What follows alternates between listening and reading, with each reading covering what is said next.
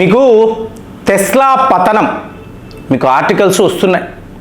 అంటే ఒక దిగ్గజ వ్యాపారి ఒక రాజకీయవేత్తను నమ్ముకొని పాలిటిక్స్లోకి వెళితే ఆ నష్టము ఎలా ఉంటుందని ప్రపంచ దేశాలకు ఈలాన్ మస్క్ గారు ఇవాళ నేర్పిస్తున్నారు.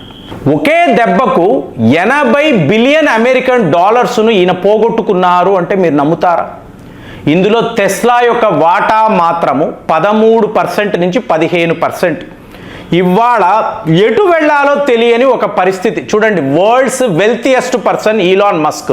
ఇప్పుడు ఇతని గురించి ఎందుకండి ప్రేమ్ గారు మనకు అంటే, ఇతను ఇవాళ భారత్ మీద ఎలాంటి హోప్స్ పెట్టుకున్నాడు అంటే, డొనాల్డ్ ట్రంప్ మన మీద ఈ పగా ప్రతీకారం అంటే ఎన్నో రీజన్స్ చెప్తున్నాము, ఇవాళ ఈలాన్ మస్క్ కూడా ఒక అతిపెద్ద రీజన్. మీకు ఇది ఎలా అయిపోయిందంటే, ఈలాన్ మస్క్ని ఇవాళ అమెరికాలో అందరూ చీకొడుతున్నారు. ఏంట్రా నువ్వు పెద్ద బిజినెస్ మ్యాన్ అనుకున్నాం, ఒక పెద్ద జీనియస్ అనుకున్నాం, ఏం చేసావు నువ్వు?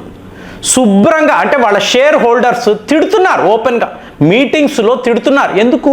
వాళ్ళు ఆల్రెడీ చెప్పారు, నువ్వు డాజ్ నుంచి బయటికి వచ్చేసేయి, నువ్వు నీ వ్యాపారము చూసుకో. ఇక్కడ 2 పద్ధతులండి.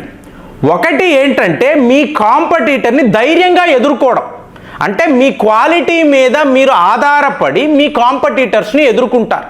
ఇప్పుడు చెప్తారు కదా, స్టీవ్ జాబ్స్ ఏం మాట్లాడతారు, నిన్ని నువ్వు హీరోగా ఊహించుకో.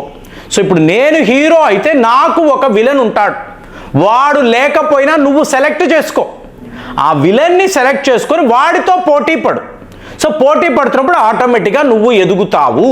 ఇది స్టీవ్ జాబ్స్ ప్రపంచంలో ఉండే వ్యాపారులకు ఇచ్చిన అతిపెద్ద సలహా.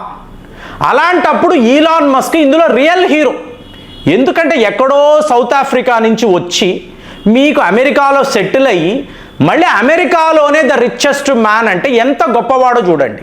అలాంటి వాడు చేసిన అతిపెద్ద పొరపాటు. ఇవాళ షేర్ హోల్డర్స్ తిడుతున్నారు, ప్రజలు తిడుతున్నారు. ఎందుకు?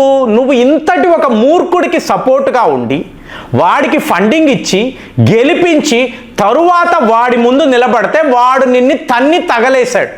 దీనివల్ల ఏమైంది? అమెరికాలో నీకు చెడ్డ పేరు, డొనాల్డ్ ట్రంప్ను ఎదిరించలేవు, నీ వ్యాపారము కుప్ప కూలిపోయింది. ఇప్పుడు నువ్వు నీ కార్లు ఎక్కడ అమ్ముకుంటావు అంటే అటానమస్ డ్రైవింగ్ వెహికల్ని అంటారండి. ఇప్పుడు టెస్లా కార్ అన్నప్పుడు డ్రైవర్ ఉండడు, దానికి అదే వెళుతూ ఉంటుంది. ఇప్పుడు సర్వే చేశారు, అమెరికాలో చాలా పెద్ద ఎత్తున సర్వే చేశారు. ఆ రోజుల్లో ఈలాన్ మస్క్ ఈ డ్రైవర్లెస్ కార్ అన్నప్పుడు బ్రహ్మరథం పట్టారండి. ప్రజలు ఎలాంటి బుకింగ్స్ చేశారు అంటే అతని మీద ఉండే నమ్మకం. ఇప్పుడు ఇవాళ యువత చూశారనుకోండి, మాకు పెళ్ళిళ్ళు వద్దు అంటున్నారు. ఒకవేళ మేము పెళ్ళిళ్ళు చేసుకున్నాం అనుకోండి, మాకు పిల్లలు వద్దు. మరి పిల్లలు ఎలా కంటారు మీరు అంటే, ఈలాన్ మస్క్ గారు ల్యాబ్ పెట్టారు కదండి, సో ఆ ల్యాబ్లో మేము పిల్లల్ని కంటాము. సో మాకు ఎలాంటి పిల్లలు కావాలో మేము ఎంచుకుంటాము, డిజైనింగ్ చేసుకుంటాము, 3D ప్రింట్ చూసి ఇది ఓకే అంటే అలాంటి పాప బాబో మాకు వస్తుంది, మేము పెంచుకుంటాము. అంటే ఈ ప్రతి ఒక్క రంగములో కూడా ఈలాన్ మస్క్ చేస్తున్న అతిపెద్ద పొరపాటుని ఇవాళ ప్రచారం. అందుకే ఈ వీడియోలో మాట్లాడుతున్నాను.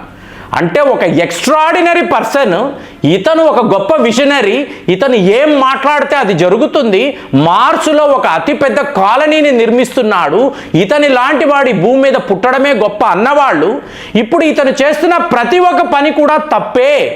ఇప్పుడు ఈ అటానమస్ డ్రైవింగ్ వెహికల్ అన్నారు అనుకోండి, ఇవాళ ఎవరైతే బుకింగ్స్ చేశారో అందరూ కూడా మా డబ్బు వెనక్కి ఇచ్చేయండి అంటున్నారు.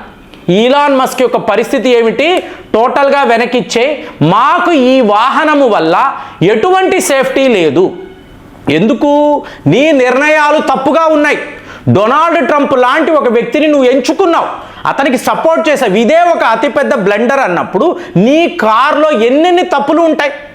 సో నీ విజన్ కరెక్ట్గా లేదు కాబట్టి మాకు డ్రైవర్లెస్ కార్లు అనేవి వద్దునే వద్దు. మరి ఏం కావాలి అంటే మంచి సేఫ్టీ టెక్నాలజీ ఉండే వెహికల్స్, ఒక వోల్వో అనంటే ఇంకా భారత్లో అయితే టాటాలు మహేంద్రాలు మీకు టెస్లాకు పోటీగా ఆల్రెడీ డిజైనింగ్ మొదలు పెట్టేశారండి. వీడు రావడానికి ముందే మీకు అతిపెద్ద మీకు ఛాలెంజ్ అనేది ఇక్కడ భారత్లో కాచుకొని ఉంది. అలాంటప్పుడు మీరు మార్స్ మిషన్ అనండి, అలాగే నాసాతో కలిసి ఇతను చేసిన వ్యాపారం, ఇవాళ డొనాల్డ్ ట్రంప్ నథింగ్. నాసాతో మీకు ఈలాన్ మస్క్ కలవకూడదు. అతని తిప్పలు అతను పడతాడు. స్పేస్ ఎక్స్ ఏమవుతుందో అది వాడి కర్మ. చూడండి, పూర్తిగా వాడుకున్నాడు. ఇవాళ ప్రెసిడెంట్ అయిన తరువాత ఒక టిష్యూ పేపర్ లాగా ఈలాన్ మస్క్ నువ్వు వెళ్ళిపో, నువ్వు ఒక ఏలియన్వి, మార్స్ అని మాట్లాడుతున్నావు కదా, నువ్వు ఒక ఏలియన్వి, మా అమెరికాకు చెందిన వాడివి కాదు, వెళ్ళిపో అంటే ఎలా ఉంటుంది? కాబట్టే చెప్తున్నాను, మీకు ఎవరైనా పెద్ద పెద్ద వ్యాపారులు ఉంటే పాలిటిక్స్ వైపు వెళ్ళకండి. అక్కడ కూడా ఇదే చేస్తారు. మీ దగ్గర డబ్బు ఉంది, ఆ డబ్బుని వాళ్ళు తీసుకుంటారు, వాడుకుంటారు, తరువాత మిమ్మల్ని తన్ని తగలేస్తారు. దీనికి ఒక అతి గొప్ప ఉదాహరణ ఈలాన్ మస్క్. సో ఇప్పుడు ఏమైందంటే ల్యాబ్ బేబీస్ అని మాట్లాడుతున్నాం. ఇది ఒక అద్భుతమని అందరూ మాట్లాడారు. ఈరోజు ఏమంటున్నారు, మీరు డిజైన్ చేసే ఈ ల్యాబ్ బేబీ రేపు పెద్ద అయిన తరువాత మమ్మల్ని హత్య చెయ్యరు అన్న గ్యారంటీ ఏమిటి? ఎందుకంటే హైబ్రిడ్ కదండి, దాని క్వాలిటీస్ ఎలా ఉంటాయి, మీ క్వాలిటీ మీ వైఫ్ క్వాలిటీ వస్తుంది అనడానికి లేదు కదా. సో మరి అందులో వీళ్ళు ఎలాంటి మీకు సర్క్యూట్స్ అమరుస్తారు, లేదా మీరు హైబ్రిడ్ అన్నప్పుడు ఏంటి, ఎలా తయారవుతుంది, సో దాని యొక్క ప్రవర్తన ఎలా ఉంటుంది, క్వాలిటీస్ ఎలా ఉంటాయి, క్యారెక్టరిస్టిక్స్ ఎలా ఉంటాయి, నోబడీ నోస్. సో రేపు తల్లిదండ్రులను హత్య చేసినా కూడా ఆశ్చర్యపోవడానికి లేదు. ఇప్పుడు చిత్రాల్లో చూపిస్తున్నారు కదా. సో అమ్మా నాన్న నా మాట వినలేదు, నేను చెప్పింది ఒప్పుకోలేదు, వీళ్ళిద్దరిని మనము హత్యలు చేసేద్దామని ఆలోచించే పిల్లలు ఉన్నట్టుగా ఇవాళ సొసైటీలో ఇలాంటి గొప్ప గొప్ప చిత్రాలు తీస్తున్నారంటే ఇదంతా కూడా ఈలాన్ మస్క్ పాపమే. సో ఇప్పుడు ఇతను ఇలాంటి బేబీస్ని క్రియేట్ చేస్తే మా భవిష్యత్ ఏంటి? మీరు ఎందుకు ల్యాబ్కు వెళతారు?